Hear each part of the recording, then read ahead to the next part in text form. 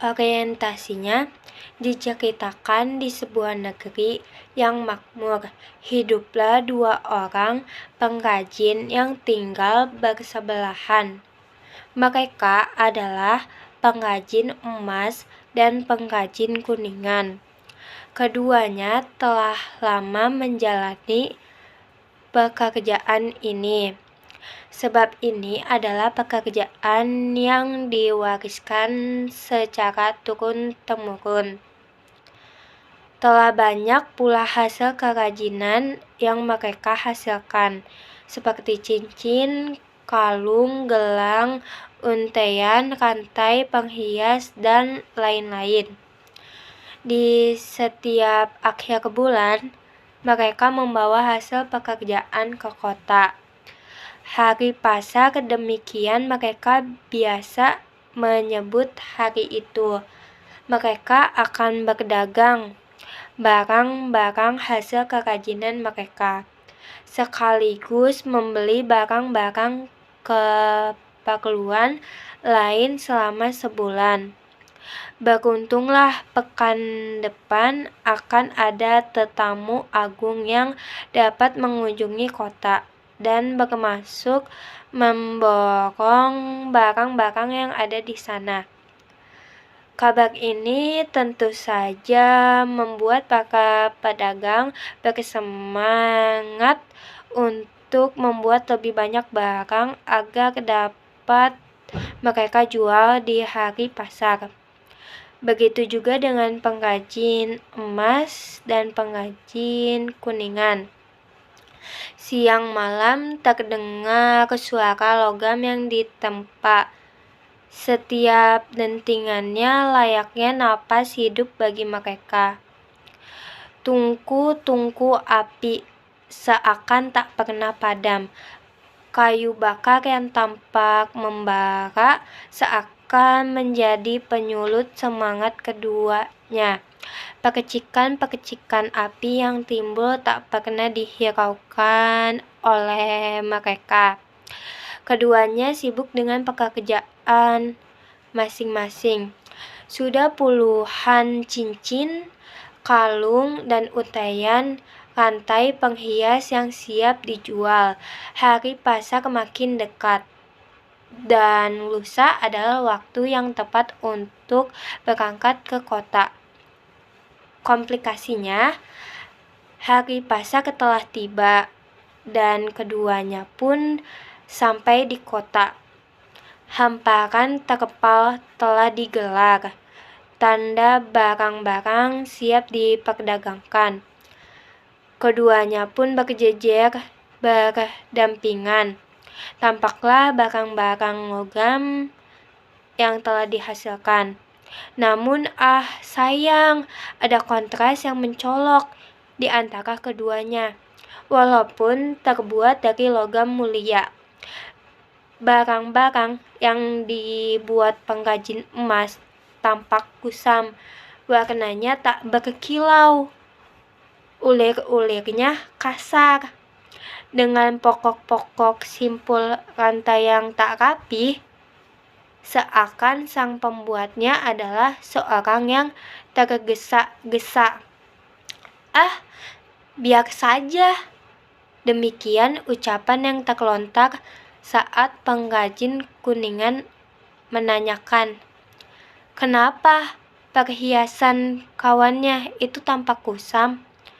Setiap orang akan memilih denganku, sebab emas selalu lebih baik dari kuningan, ujar pengrajin emas lagi. Apalah arti loyang buatanmu dibanding logam mulia yang kupunya? Aku akan membawa uang lebih banyak darimu. Pengrajin kuningan hanya tersenyum. Ketekunannya mengasah logam, membuat semuanya tampak lebih bersinar. Ulir-ulirnya halus, lekuk-lekuk cincin dan gelang buatannya terlihat seperti lingkaran yang tak putus.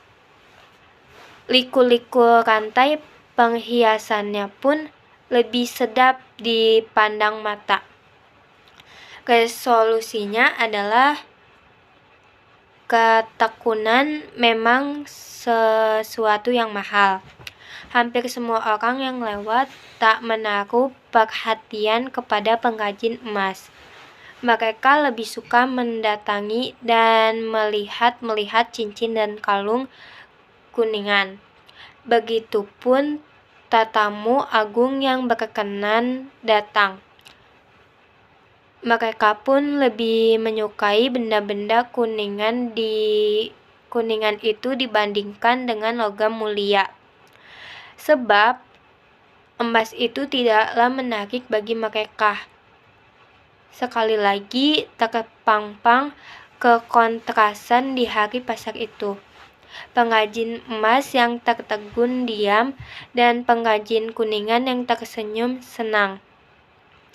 Kodanya, hari pasar telah usai dan para tetamu telah kembali pulang. Kedua pengrajin itu pun telah selesai membereskan dagangan. Dan agaknya keduanya mendapat pelajaran dari apa yang telah mereka lakukan hari itu.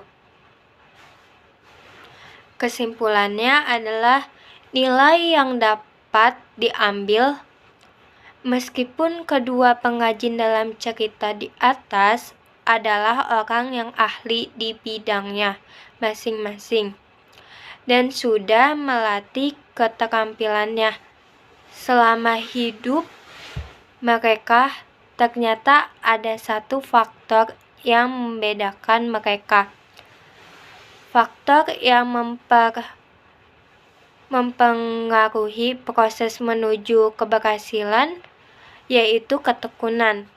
Kecenderungan sebagian besar orang apabila mengerjakan sesuatu adalah bekerja dengan tergesa-gesa dan tidak sepenuh hati. Padahal kita melakukan sesuatu dengan teliti, tekun, dan juga sepenuh hati, maka hasil pekerjaan kita pastinya akan lebih baik dan bernilai daripada yang dikerjakan dengan tergesa-gesa. Orang lain atau pembeli jarang melihat bagaimana proses suatu pekerjaan dilakukan. Mereka lebih menaruh minat kepada hasil yang mereka bisa lihat dan apakah itu memenuhi kebutuhan mereka atau tidak. Oleh sebab itu, mulai sekarang ada baiknya kita selalu melengkapi proses keberhasilan kita dengan faktor ketekunan.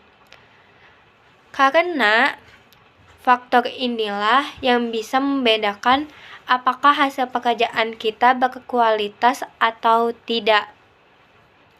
Sekian dari saya, terima kasih. Wassalamualaikum warahmatullahi wabarakatuh.